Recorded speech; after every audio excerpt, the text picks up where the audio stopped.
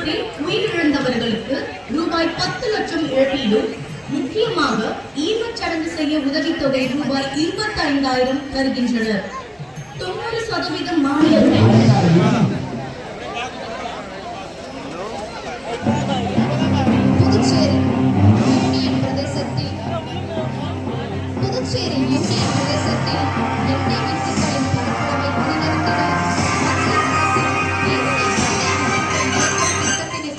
பெருமக்கள் நலம் காத்திட தேசிய எண்ணெய் வித்துக்கள் இயக்கம்.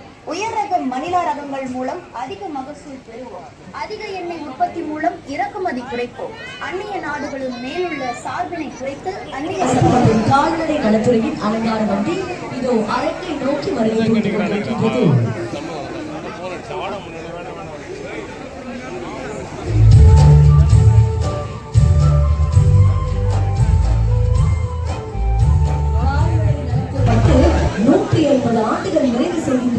நிகழும் காலங்களில் இருசக்கர வாகனங்கள் மற்றும் கனரக வாகனங்களில் வரும் புகையினால் மனிதர்களுக்கு கண் எரிச்சல், ஆஸ்துமா, மூச்சு திணறல் போன்ற பாதிப்புகள் ஏற்படுகிறது.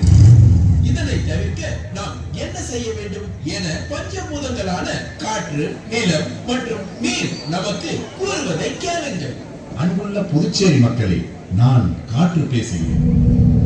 நீங்கள்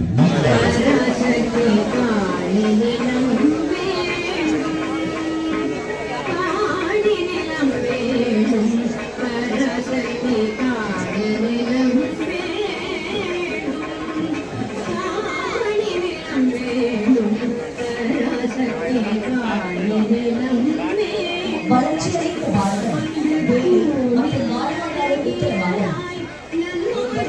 மத்திய அரசின் வளர்ச்சியடைந்த பாரதம் 2047 என்ற தொலைநோக்கு இலக்கை அடிப்படையாக கொண்டு உருவாக்கப்பட்ட முக்கிய வழி கிராமப்புற மேம்பாட்டு சட்டமாகும்.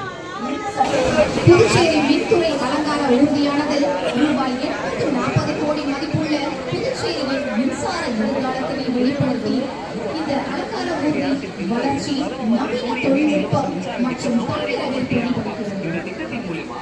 RDSS திட்டத்தின் கீழ் பழைய மின் கம்பிகள் மாற்றப்பட்டு புதிய மின் மாற்றிகள் அமைக்கப்பட்டு நகரமும் கிராமமும் நம்பகமான மின்சாரத்தை பெறுகின்றன.